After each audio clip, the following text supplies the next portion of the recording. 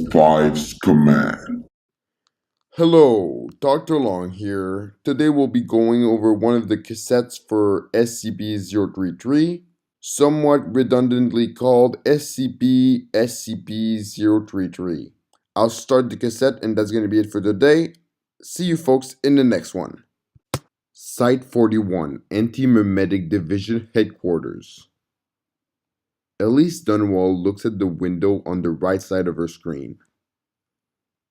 The sum of the symbol is equal to a previously unknown integer, designated theta prime by Professor Atkinson, of intermediate value between 5 and 6.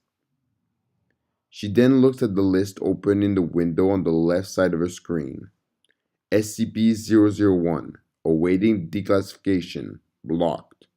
SCP-002, SCP-003, SCP-004, SCP-005, SCP-006, SCP-007, SCP-008, SCP-009. She turns to her assistant. Do you have a timer ready, Liz?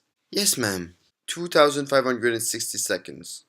Elise opens the search function on the left window and types in the address SCP-SCP-033. Enter. The start button on the timer makes a faint clicking noise as it is pressed. Page not found. Reset the timer. Yes, ma'am. SCP-SCP-033. Enter. Page not found. Elise leans back in her seat and lets a sigh escape. It was a good hypothesis. She chuckles a bit. Yes, but being a good idea doesn't mean that it was right. The missing number file seems a bit silly now that I think about it.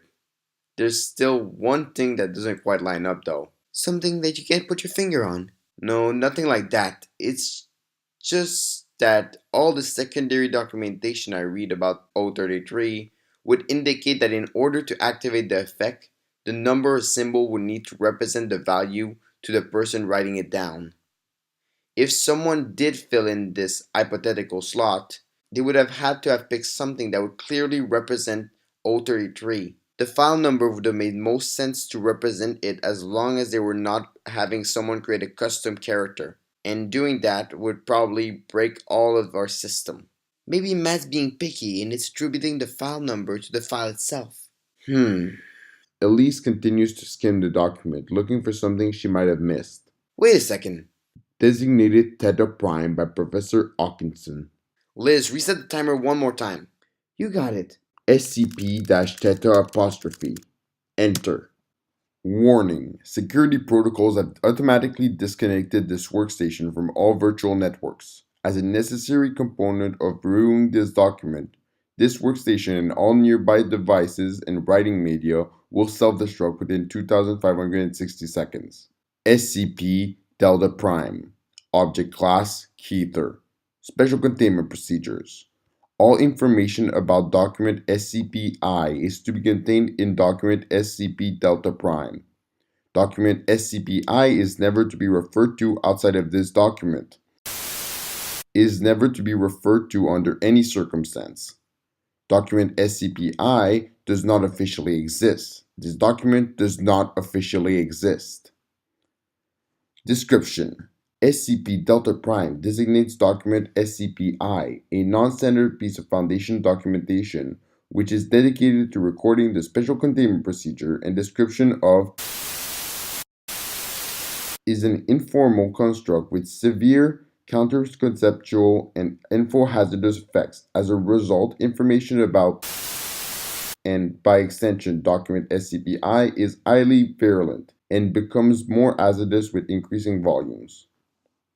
When left in a stable state, information about and SCP-I have a tendency to auto-replicate, increasing its hazardous trait and the possibility of amnestizing individuals coming into contact with that information. Because of this, all information about and SCP-I has been stored in this document due to its neutral, self-contained nature. Following initial identification of all early interactions of document SCP-I was filled under document After an indeterminate amount of time, was able to fully infect document SCP-I through the information stored there, was able to inflict currently unknown numbers of casualty on counter-conceptual division personnel. Footnote: the 25 countable casualties were caused by targeted temporal regression of memory, before the current containment procedures were implanted. Please see Incident Report Night Mirror for more information. Interesting. Yes, it is, but I can't say that there's much usable information in there. Liz replied. Sure there is. What? There's plenty of information, you just have to find it. See, now we know that there's something that we're not supposed to be able to know about.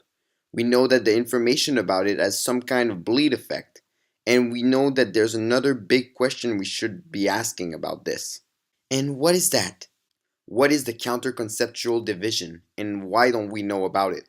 Maybe it's defunct, or it's disinformation and we don't have one. Most people would say that we don't have an anti-memetic division either. Liz stops to ponder this point for a moment. I need to go tell Wheeler, don't I? Yes, and I'm coming too. The whole experiment was my idea after all. Alright, just one more thing before we go. What's that? What is today's date? Oh, that's easy. Today is...